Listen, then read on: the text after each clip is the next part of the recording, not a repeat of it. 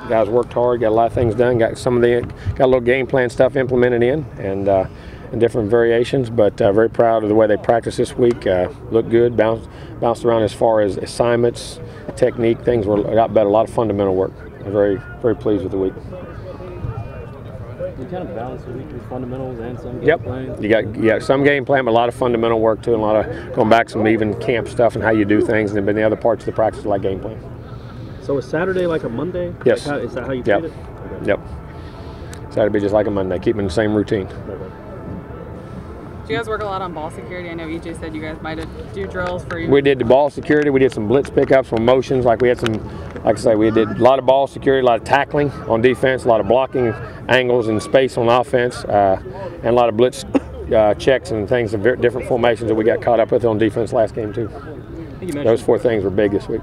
I think you mentioned the ball security stuff can be like a focus issue. How much is having the bye week and time to just kind of refresh help with that? Any of that. I mean, all that does. And the good thing about the ball security, they were all late, which shows you it was, when the game was on the line, we were focused on taking care of it, but it still, there's no excuse for ever doing it. You got to take care of it.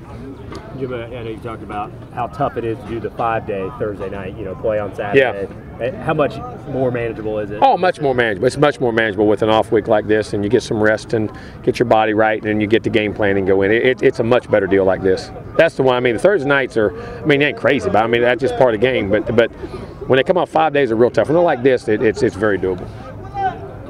Is there anything you can do to simulate the cold for a while that will be up there Thursday night?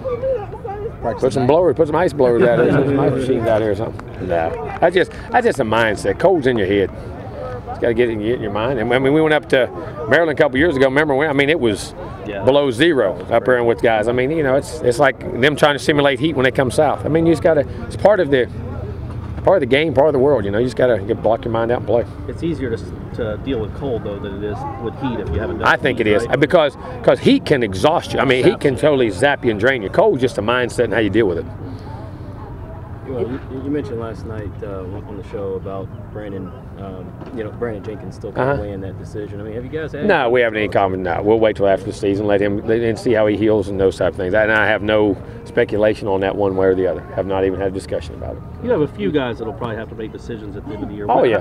Do you wait till the end of the year to discuss them? No. If they ask you, will you? No, we'll find out. We'll put letters into the league, and through my sources, we'll find out, and we'll sit down and get great information for them and try to give them exactly what we feel, and we can get that information. They have a great idea of pretty much where you're going to be, and then you'll sit down and go through it and make a decision, and give them the information so they can properly make a decision. Because the bad part about it is when decisions like this are made, everybody's got an agenda. Right. Very people care about the kid, and they all give them misinformation instead of information. The key is getting the right information, and I think there's enough trust between ourselves and the players that, we'll get the right information for them. The league will give them that information, what they give back from there, and we'll dig into what we can and make sure we can do everything we can do to give them and their family the right information. When do you guys usually send those letters out? Is that right after the season? Yeah, those are after the season, and right when the season's over, like the 1st of December, you'll send them in. They'll start getting them back so they can make a decision by January, I think 10th or 12th or whatever the heck it is.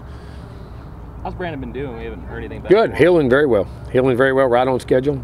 He's off the weight-bearing part of it now, so he can walk and do those things. So they said it's healing perfectly. You've seen Chris just kind of saw him walking out without the crutches. I mean, I guess that's progress for him. It is, but it's still torn, so it's still got to get operated on. But it's just typical Chris. Has he had that surgery yet? No. Do you guys know when the surgery will be? No, they'll have to set it here. As a matter of fact, the doctors are working on that right now. We'll know here pretty soon.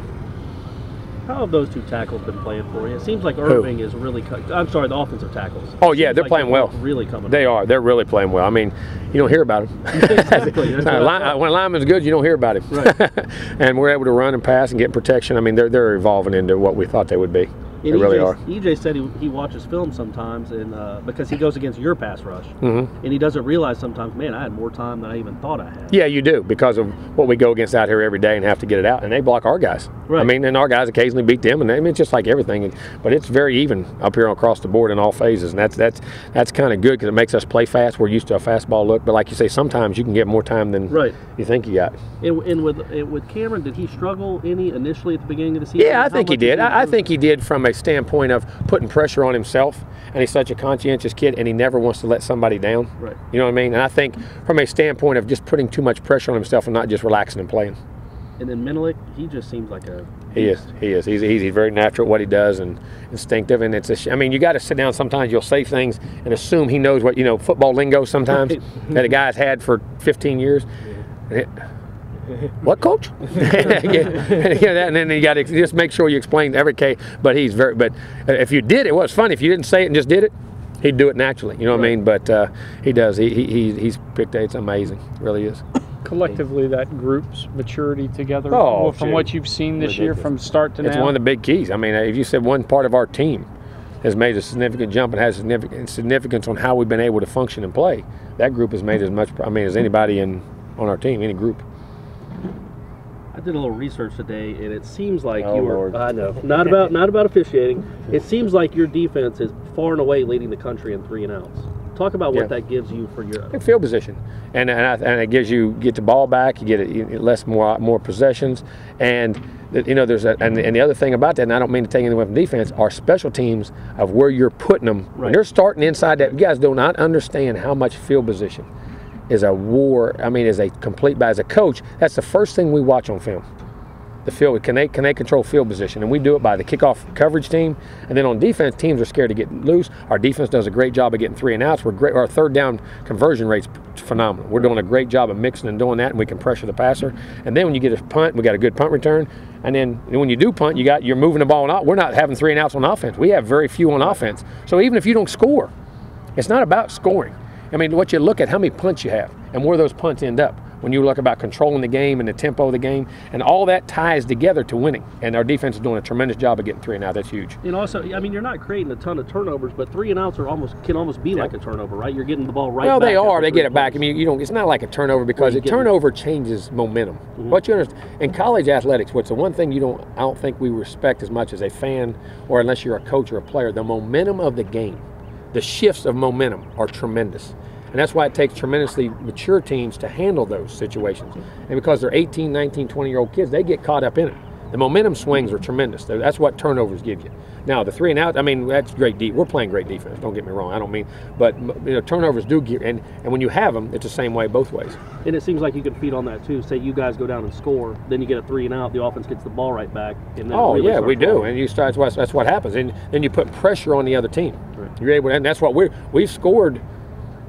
Within the first 2 drives, maybe all but one game all year, and then the first game is probably 6 or so, and then 2 minutes before. That's why stealing games before the half. We scored 2 minutes before the half, 4 straight before this game, and I think 6 of the 8 before that. Right. Then you get the ball coming out the second half, and we're starting to score again. All of a sudden, that's 10, 17 points, and teams got to get out of their game plan. They got to start chunking it. They got to. I mean, you change and you put pressure on the opposing team. It's a great. We're playing very well together.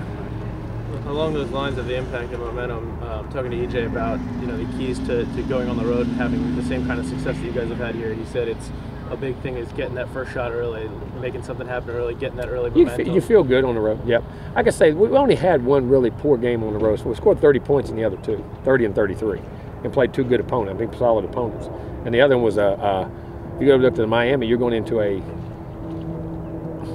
penalized group of things that was crazy. But the NC State game was one, and we played well early in that game. With just second half we didn't play well. But it's always you got to get used to playing on the road. It takes maturity. It takes things on the road that you got to be able to handle. Again, momentum swings, emotion of the game, all that type of stuff. You spoke the other day a little bit about instinct and a guy like Bjorn having it. Christian though, the ability to Christian Jones go from one position to another and still kind of. Yeah, he's a tremendous space player, tremendous loose down player. I mean, when his athleticism and size and range and ball skills, very, very good at that. And he has a knack. He just has a knack for doing that. And that's part of the recruitment process, I guess. You identifying those guys. You got to. That's what I say. It's not. I say it in recruiting all the time when I talk. It's not. I mean, you can go win recruiting wars and get a ton of good players, but do they fit your system? Do they fit what you do? Do they have the size, the speed? Have enough space players? Enough hard-nosed run players? Enough. You got to mix and match. You can't have a bunch of great ones, but if they're all the same type guy, what are you helping as a team? And I think that's something that we're trying to do a very good job of in recruiting, to identify the different types of players we can get. Did you have a relationship with Posey? I know you're a big baseball guy. I knew Buster. Okay. I mean, I wasn't really close with him, but I yeah. Okay. But not a great one, no. Were you? I didn't know if you were. I was over there some, but not as much then as I was. Okay, you know what I mean? Right. When he was around. He's pretty good, man. Oh Lord, he's phenomenal. He's fun to watch. Just watching him. The ability to be a comeback player. Is he going to win? Does the MVP come out yet? No, it hasn't, but he will. When's that coming out? Should be this week. Lord Almighty, that's a long time. That's a long time. Yeah. Spread it out for like 6 days. I mean, that's a long time. I mean, if he wins that, the comeback player of the year too. I mean, he's what's right about everything, man. What a great young man. Did you get a chance to watch any of the World Series? Oh yeah, I watched it. I did. I watched 2 or 3 of the games. Yep, I did. I loved it. You good? Logan Thomas is a big dude. Real big. What does that change for you guys? Or what kind of keys do you have? You know, that guy can slip away from tackles, that sort of thing. No, you can't change anything. He's got tackling. I mean, it's like a big back or another great player. You just got to keep great leverage on him and make sure you hit him, you wrap up, and you got to be very physical because he's going to be strong. I mean, it's like saying, can you get used to the cold? You just got tackling. You got to keep your leverage on him. You ain't going to play any different. You just got to be physical on him. You got to tackle him on good angles and make sure you when you get more than one guy there, you got to get him there.